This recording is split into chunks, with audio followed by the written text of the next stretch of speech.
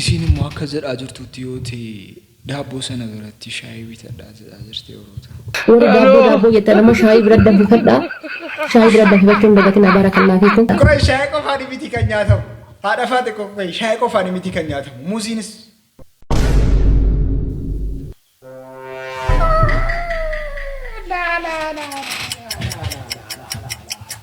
Jaartii teessan sallaaltanii jaartii teessan gudditan. Ishuu akkas ta'e ilaalluu qaba. Rakkinni guddaa tokko uumamee jira. Maadaamiin kan ilmoosii nama biraa fuusiftu yoo mucaan sun dhukkubsate qofa jedhanii namoonni baay'een haasa'aa jiru. Ani ይሄ ነገር አልገባኝም አስረዱኝ ምን እንደሆነ ምንም ነገር አልገባኝ Ani qoy du'a meeqan du'a Oroota? Dhugaa rabbicha an du'a meeqan du'a qoyaan namni du'a meeqa du'a? How many times this come to me and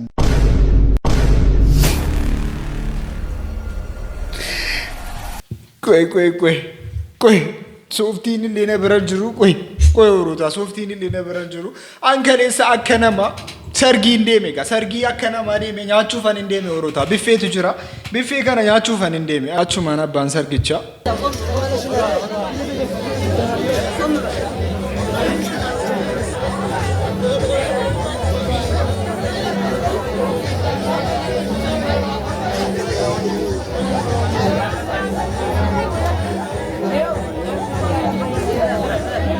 Shinu malnyan. Malnyan na shankari dake malnya chuvan ni sinkarari kastan.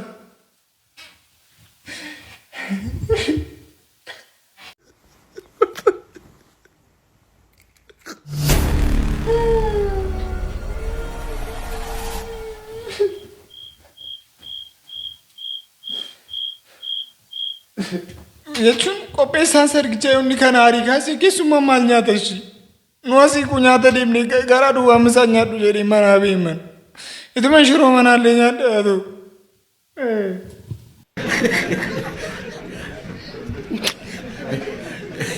amniko yoki mana nyata jara yoki kopesana bakka waran kasi kopesana bakka isa unte beranju kam mana ban ifnu duwa tokko nyatin gammachuu keessan tulaalleen quufin garaan keenya akkamitti gammachuu keessan illee seeraan dalagna qoy akkamitti isiniif gammanna harka rukunna qoy garaa duwwa jarri mushurroota waan jarri kaasan agartanitti Oma waan isin qalchi tokko hin jiru. Ismaa murdu መንፈስ ቅዱስ አዳውልክ ቢስሚላህ አዎ እንዴ ደኞች እኮ አላህም ይመቸኛል እግዚአብሔርም ይመቸኛል ጀደ ነምጭ እኔ አላህም ይመቸኛል እግዚአብሔር ይመቸኛል ቢስሚላህ ፊ በስማም ወጅን ጀዳ ጅርቲ ሙስሊምኒስ ክርስቲያን ሰኛቱ ዳውን ትቸከን አያተኑ ጀሪላ ማኑ አያተኑ ዋንስ እንደ ቡኬሳ ሙሙጨቲን ኩን ሆጂ ጉዳ ሆጀቴ ጅርቲ ኡመተ ሙስሊማ በረቲ ሆጂ ጃለተም ሆጂ ጉዳሳ ሆጀቴ ጅርቲ ዋንስ ይኑ ጅርቲ ከነ ቆፈላላ እነዚህን ከድንቅ ቤተሰብ የተገኙ ድንቅ ልጆችን ልጋብዛችሁ ተመልከቱልኝ አሁን ሰማኛሹ ጥፍራኔ ተሰራች አይሆነ ተሰራች አዛን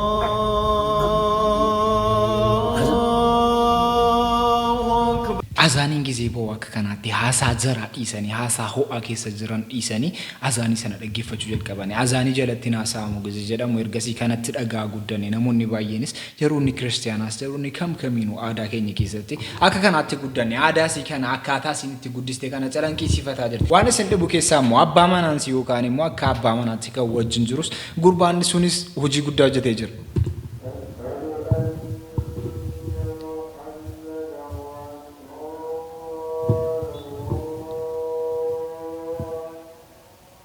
አዛኒ ያለ ነበር ይቅርታ ለዛ ነው ዝም ያልኩት akkuma dhageessanutti ka azaaniin gatii jedhamaa jiru jennaan kanaafan calluma jedhee baay'ee dhiifama jedhee audience isaa dhiifama gaafataa ture akkasitti guddanne akkasitti wal kabajaa guddanne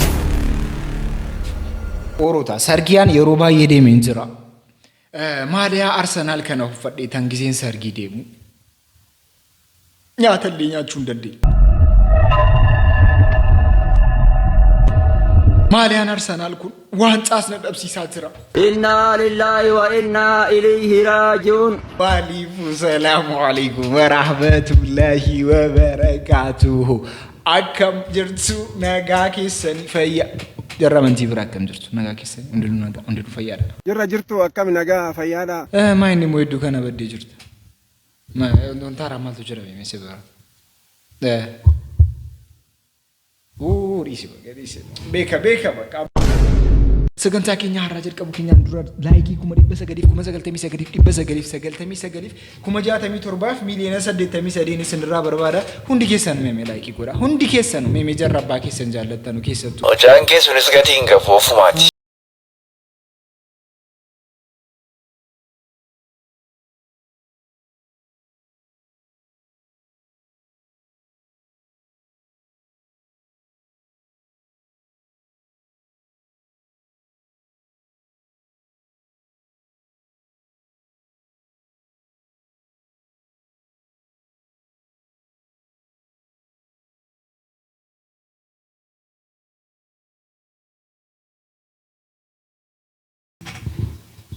Sattaan sirriitti dubbistee darbuu dandeessa.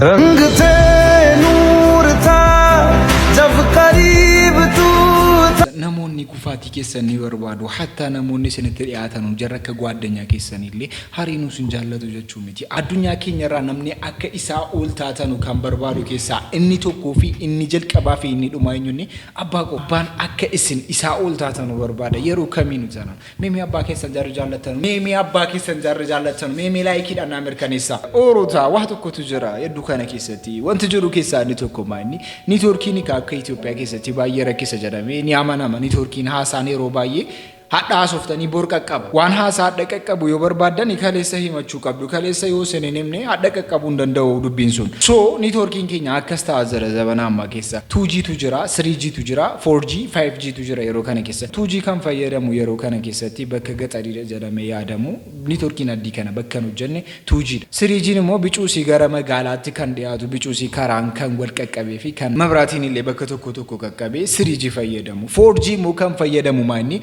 akkuma Itoophiyaatti magaalaa kan jedhamani yaadamanu bakka magaalaa gurguddaa jedhamee kan yaadamu 4G fayyadamu 5G kan fayyadamu hin jiru roota akka Itoophiyaatti 5G kan fayyadamu hin jiru Finfinnee keessatti qofa bakka bicuusitu jirti jedhama Finfinnee keessatti 5G fayyadamu ni danda'ama bakka bicuutu jirti saayumuu bakka harii miti Finfinnee keessatti kan 5G fayyadamu 5G ni kan maal akka ta'e hundi keenya iyyuu ni beekna jedhee namannu 5G kana kan fayyadamu Finfinnee keessatti qofa yoo jiraatani 5G immoo kan caalu 6G immoo numaan be'ee jira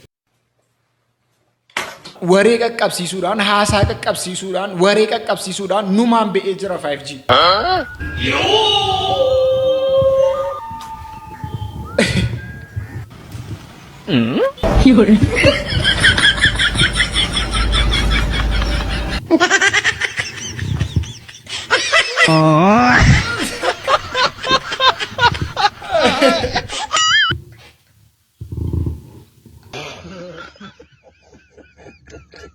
Dabo dia akka kana dubbii keessan kan dafanii nama qaqqabsiisanu jarri 6G jiru adaraara bicha haasaa kan dafanii himanu isinirraa waa tokko arganii mucaadhaan maagaa sigaaraa tuutaa ture namoota adii bira qaqqabu ture niitoorkiin hin jiru namoota adii bira qaqqabsiisuudhaaf 6G garuu dafee qaqqabeeraani. Arteta kan no gore arteta ti agabudo enyo kan no gore arteta ega mucaan kun korbe maiser yaati maiser diyaati taakami nalagi maiser diyaati taakami asay khanu sini maiser yaati taakami ngebe maiser tanazene wallahi maiser tanazene arrabodaati maiser nitu ila tiktok rati maiser gide garte ho kawjak Addi kana maanu gootan kani tokko nu mootani ma sadar be konutu moote meedaa keessan irratti dhufne tokkoof duwwaadhaan isin moonne deebine kana wallaltanii kana dagattanii waggoota meeqaan boodam kan isin adanu mootan waggaa torba gaajiramti waggaa torba geejjira tuunu mootiin jechuudha meedaa keenya irratti akkamitti akka kana godhamama kani tokko Iri qarshin qabne mataadhaan dhaabbata. Wayyo boleessako. Wayyo boleessako. Wayyo abbaaku. Yabbaatu. mataana boleesse jarri keessattuu maatii waan qabne dhuftanii dhiirri birrii hin qabne nan tamassa'u jettanu nagadaa waan kana siyaadadhaa obboleessi kee jira miti obboleessa keenya inni qophaan tokkoshi. Okay. Daim kana nam dal kana.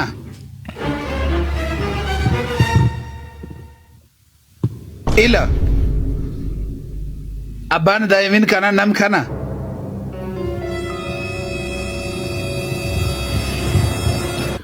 waan cufin dubbatan ammoo waan gariin kubaalan namichi gurraachi kun akkam ceenaa dhal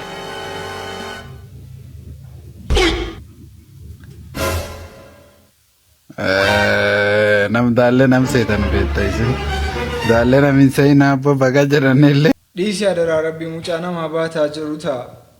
dhiisi an cubbutti hin galuun an cubbutti hin galu ijoolleen akkasii jirti jedhee an cubbutti hin galuun. Oroota antaniin intinaa immoo sobatee miti kaleessatuma irratti waliin haasofnu ture sobatee jedhanii immoo haasaa jiru. Bakka daabboon haadha faalee sun sobateeti. Mubaarikii fi jaalibsaatu duraan ni jira jennaan as jira siin jedhee.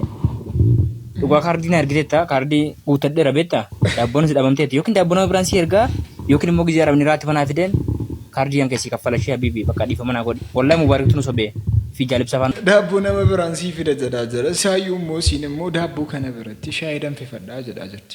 Warri daabboo jetta nama shaayii bira danfifadhaa shaayii bira danfifachuun dagatiin abaara kan naafeetu. Qoy itti deebina. Akkamitti luka lamaan jidduu dubartii baatee dubartii salphisuuf deemti. Mee yaadi haadhateetii bare obboleettii bare boru fuutee ilma argattaa bare. Ilmi ati argattu sun dubartii ta'uu mala bare. Gaafa san gaafa qullaa isiin as baasan maal jetta? Abbaan wanuma facaasee haammata. Dhugaa rabbii isin jedhan. Dubartiin burcuqoodha. Sisiidha. Sheeklaa. Dhiira taateetiin sanuu. Ila viidiyoon haadha faaxee as bahe kuloo laala gaafa kaa mucayyoo hangaatu isa illee akkanuma as baaftan. Billa aleeka nama keessa akkamitti dhaabbatan. Ammaaf isin fakkaata malee fiilma summaan qilee haaseenu harkaan sii deebi'e boru. Dhugaa rabbi amantaa qabdan warrummaan keessan akkam isin guddisa ilmi ebalu kuloo viidiyoo dubartii dhalaa qullaa as baasa jedhanii gizee haasaanne akkami guddattan bilginnaadha ummaani. Maal qabu osoo naannoo an jiru jiraatti. Naata fartulle si balleessa ofillee badu. Faatustoota fi kajaasamee si balleessee ofillee badu. Nama kabajaan qabne an ummata nama akkamirraa isni wajjin Oromoo ta'anii waammaa jirra bara. Ajaawwan kosi.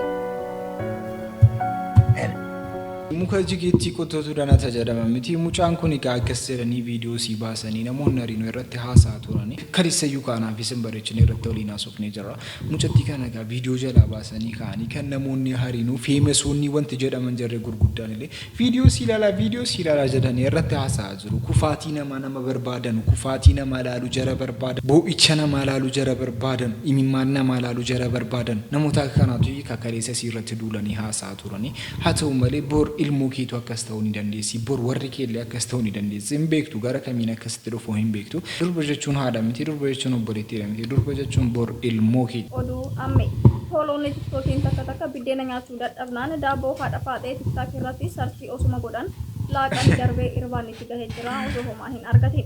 Dhiironni goowwanis akkuma dubartiirraa hin dhalanneetti ajandaa godhanii oduu oliif gadi oofaa jiran. Dubartoonni jaanjoftuun takkas akkuma hoolaan kan ofii hin beektu re'eedhaan eegee gadi qabi jedhametti homaa osoo hin beekin koomantii jalatti waa hin taane barreessaa jirani.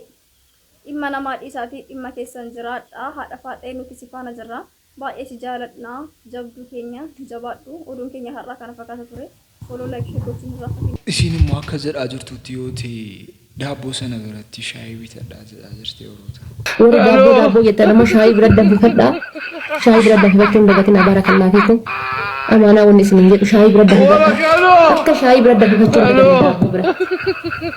Wallahi namni daabboo harka qabatanii teetta shaayii biratti danfifachuu dagattan kun cubbuu guddaadha inni mataan isaa cubbuu guddaa shaayii bira danfifadhaa. Qoy shaayii qofaan miti kan nyaatamu haadha faaxee qofa shaayii qofaan miti kan nyaatamu muuziinis.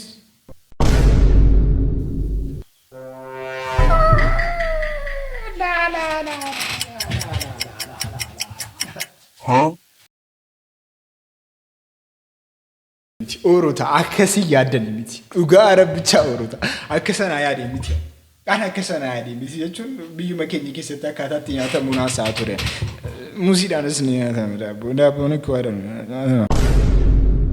Waa bira qopheeffadha ittiin nyaadhaa ittiin dhugaa gaafa isiin gabbaate ammoo jechuudha dhiiga malee naa godhaati nama hedduu nama qabu kan jala jala kana jira ittuma gammaddan malee ittiin qaanfatta ittuma gammaddan malee ittiin qaanfattan jechuudha jaartii teessan sallaaltanii jaartii teessan hin jibbitan. እሺ አከስቴ ይላሉ ካ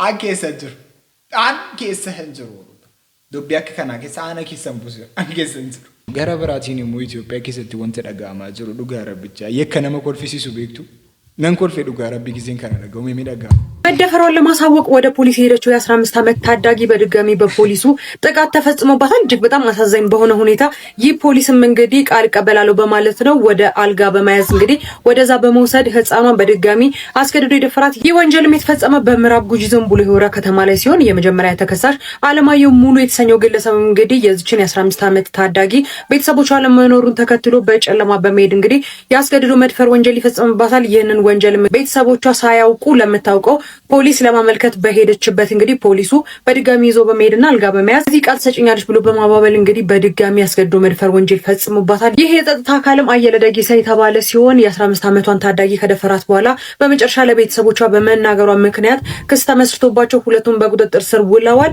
በአጠቃላይ እንግዲህ አቃቢ ክስ መስርቶ አስፈላጊ የሆኑ የሕክምና ማስረጃዎችን እንዲሁም ደግሞ የተለያዩ ማስረጃዎችን በማሰባሰብ በመጀመሪያ ተከሳሽ አለማየሁ ላይ የ13 ዓመት እስራት የፈረደበት ሲሆን በሁለተኛ ተከሳሽና በጸጥታ ኃይሉ ላይ ደግሞ 18 ዓመት እስራት እንደተፈረደበት ነው የተነገረው። በዚህ ጉዳይ ላይ ሀሳብ ካላችሁ ኮሜንት ላይ አጋሩኝ። በሌሎች አዳዲስ መረጃዎች በድጋሚ ኢጆሌን ዱርባ ማየሩ ከነ ከሰተኙ ነው የኪሲረቱ ሆጀተሚ ፖሊስ ጣቢያ ደምቴ ፖሊሲ ተመለከቱ ደምቴ አከሚቲ ፖሊሲን ሞ የከሰነ ፈካቱ ዲቤረ ተራወጥ አው ይቹ አከሚቲ ነው ማፍታ ጉዲ ደምቴ ሙጫንኩን ፖሊሲ ሱንስ ዴቤዚ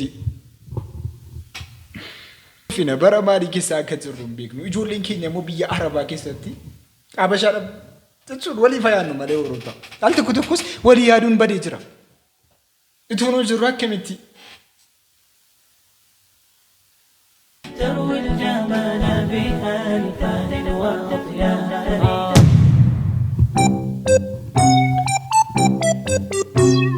نجما يشع بأنوار وأنوار مبارك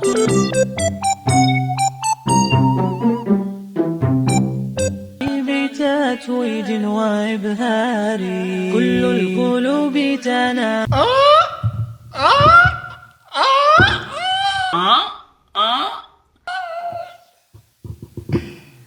አቶስ አጊከ ሰንትባዬ ገመደ እንጀራ ጀሪካን ሙዋን ከናገርተኒ ዋና የካከ ከናሉ ጀቲና ኩኑስን ኑረቲ ጊዜ ሲንቺቲ ጎተኑ ባየ ደበራሉ ጋርብ ኢቱኑ ወጅን ጉደን ከናት ሲንግል ትጀሩ ስኒም ዘኒ ከንበራ ባየ ደበራ በቃ እቹ አፈቲ ኮያስ እንደ ወደ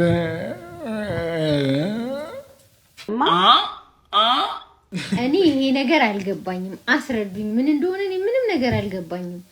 ልጅቷ አረ መሰለኝ ልጁና አግብታ ፎቶ ደስ ብሏት ሼር አድርጋለች ቲክታክ ላይ ከልጁ ጋር እንደዚህ ቀለበት እያደረጉ ምናምን ማለት ነው። ከዛ እኔ ኮሜንት ገብቼ ማየት ከዛ ሲስቅ አይደል እንዴ ገባኝ። እነሱ እኮ አካል ጉዳተኛ ወይንም ደግሞ የሆነ ዘገምተኛ ካልሆነ ልጆቻቸውን አሳልፈው ለሀበሻ ላይክ አይሰጡም፣ አይድሩም። ልጆቻቸውን ጤነኛ ልጆቻቸውን አይድሩም። ቆኛ ምን ይወጣልናል? እስኪ እዩዋት እስኪ እቺን መስለሽ ቆንጆ ልጅ እንዴት ነው ማለት ራሳችሁን በምንድን ታስቡት? እነሱ ከኛ በምንድን በልጡት? በነዳጃቸው ካልሆነ በስተቀር እንዴት ነው በዚህ ደረጃ እንደ ራሳችሁን ዝቅ አድርጋችሁ የምታዩት? ይገባችኋል እኮ ማንኛውም ጥሩ ህይወት እኮ ለማንኛውም ሴት ይገባታል። ከለር ነው ከለር ማተር ያደርጋል። እንደዛ ነው የምታስቡት? እነሱ ነጮች ስለሆኑ እኛ ጥቁር ስለሆኑና እንደዛ ነው የምታስቡት? እንደ ሬሲዝም እኮ ነገሩ በእኛ ይብሳል።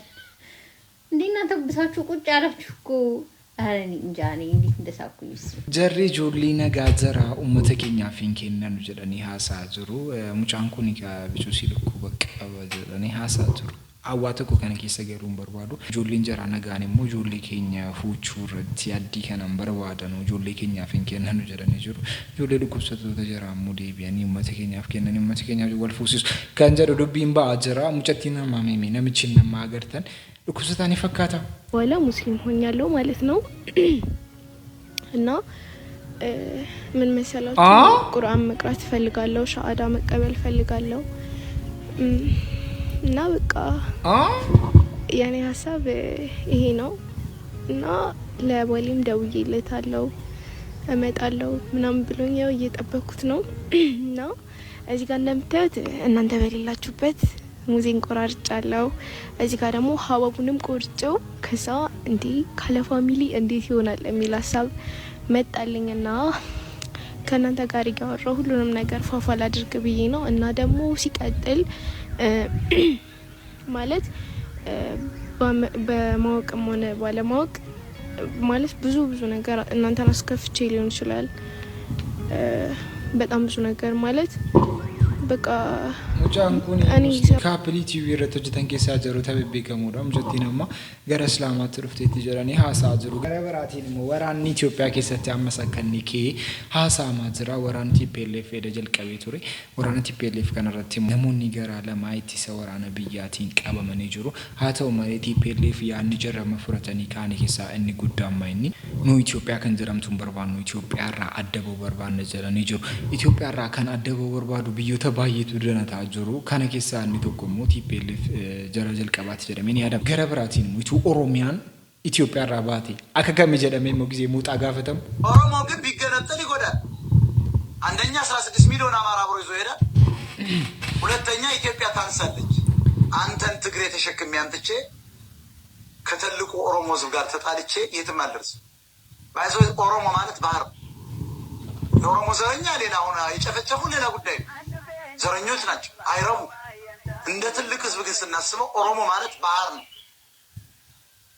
ጣናውስ ገብተህ ተወጣል አትወጣም አማሃራ ማለት ደግሞ ውቅያኖስ አከስ ጀረን ይጅሩቱ ኦሮሚያን ሄንጅራኔ ኢትዮጵያን ትራቹ እንደንዳኑ ከነ ኦፍ ማብጀራቲፍ ቤኩ አንካ ሁን የደረሰን ሰበር መረጃ አለ በትግራይና በአማራ ዋሳኝ በሆነው ጠለምት አካባቢ ዳግም የተኩስ ድምጽ መሰማት ጀምሯል የአንድ አፍታ ሚዲያ ምንጮች እንደገለጹት ከሆነ የህዋት ኃይሎች በማይተክሊትና አዲ ማይ ዳጉሳ በተባለ ስፍራዎች ጥቃት ከፍተዋል የአካባቢው ነዋሪዎች በአሁኑ ሰዓት በሁለቱም አቅጣጫ ከፍተኛ የተኩስ ድምጽ የተሰማ መሆኑና አካባቢው ላይ ውጥረት መንገሱንም ያረጋገጡ ይገኛሉ ጥቃቱ ለምን ተከፈተ የደረሰ ጉዳትስ አለ ወይ የሚለውን ተጨማሪ ማጣሪያ ያደረግን እንመለሳለን መረጃውን ለሌሎች እንዲደርስ ሼር እና ፎሎ ያደረጋችሁ ወራነ ወጋ ለመንሰደን ከነጎደ መኪስቲ ወንትኑ ዳብኔ ዋን ጉዳዳ ወሩታ ገረ ዶላር አሜሪካ ቢሊየን ዲግደመ ዳብኔ ጀራ ዶላር አሜሪካ ብር ቢሊየን ዲግደመ ጀቹንሞ ትሪሊየን ተኩጡ ቃል ለማኦሊ ጊዜ ሰነከሰቲ አመገሩ ገረ ትሬኒን ለማ ሰዲታ ጊዜ ሰነከሰቲ ገሩ ትሬኒን ተኩጡ ቃል ለማወይ ዳብኔ ዘር ብሪ ከነቱ አመዝራቴ ብሪን ኩንቱ አመዝራቴ ማልማል ሆጀቹ ደንዴኝ ጀደሜ ያን ተኩ ቤቱ ኢትዮጵያ ጉዳይ በጣም ነው የሚያሳዝነው የትግራዩ ጦርነት 49 ቢሊዮን ዶላር ዲቫውር አርጓል የተባለ ነው እምሽክ አርጎ በልቷል ማለት ነው በ49 ቢሊዮን ዶላር ምን ልንሰራ እንችል ነበር በ49 ቢሊዮን ዶላር 13 ዳሴ ግድቦችን መገንባት እንችላለን በ49 ቢሊዮን ዶላር ለ3 ሚሊዮን ስራ አጥ ወጣቶች አንዳንድ ሚሊዮን ብር ሰጥተን ስራ አጥነትን ልናስወግድ እንችላለን በ49 ቢሊዮን ዶላር ከ200 በላይ እንደ ዳንጎቴ አይነት ሲሚንቶ ፋብሪካዎች ከፍተን በጣም ብዙ ሺህ የስራ እድል መክፈት እንችላለን በ49 ቢሊዮን ዶላር ይሄ አምባሳደር ጋር ያለው ትልቁ የንግድ ባንክ ኦፊስ ማለት ነው እንደሱ አይነት ከ200 በላይ መገንባት እንችላለን በ49 ቢሊዮን ዶላር ጀርመን ክላስ የሆኑ 1600 ሪፈራል ሆስፒታሎች ገንብተን የአፍሪካ የጤና ችግርን እናስወግድ እንችላለን በ49 ቢሊዮን ዶላር ኢትዮጵያ ውስጥ 220 ሺህ ገደማ የሚቆጠሩ ሴተኛ ዳሪዎች አሉ 150 ሺህ የሚገመቱ ጎዳና ተዳዳሪ ህፃናት አሉ ሌላ ደግሞ 600 ሺህ የሚገመቱ ጎዳና ተዳዳሪዎች አሉ ጧሪ አጡ አረጋውያን ምናምን እንደዚህ መንገድ ላይ ወድቀው የቀሩት ማለት ነው 1 ሚሊዮን ብንላቸው እነዚህ ሁሉ ለነዚህ 1 ሚሊዮን ማለት ነው ባለ 3 መኝታ ፈርኒሽ የተደረገ አርገንላቸው 1 ሚሊዮን ብር መንቀሳቀሻ ልንሰጣቸው እንችላለን ለ1 ሚሊዮን ሰዎች ማለት ነው kuma dhageessani ka hojii guddaattiin hojjetama ture birriin kun haari waa'ee birricha hadisnu birriin ammas hojjetamee ni dhufa jenneen yaan gara biraatiin immoo ummata gara miiliyoona tokkotu ijoollee dhiiraa miiliyoona tokko ol kan dhumaa jiru jara poolitikanyochii miti jara aangoorra jiran miti kan dhumaa jiru ijoollee sabiyyiidha ijoollee waggaa 30 gadiitu dhumaa turte ijoollee waggaa 30 gadi waa tokko hin beeknetu waraana kana irratti dhumaa ture. Jarri waan kana quban qabanu kan jarri barbaadanu diimanii diyaadan sana qaqqabachuu qofa. Diyaadan sana immoo qabachuun hin danda'amu. Duraan qabatee macefuu qabda ture malee amma hin dandeessu. Amma garuu gara seeraatiin yoo ta'e qabachuu ni dandeessa.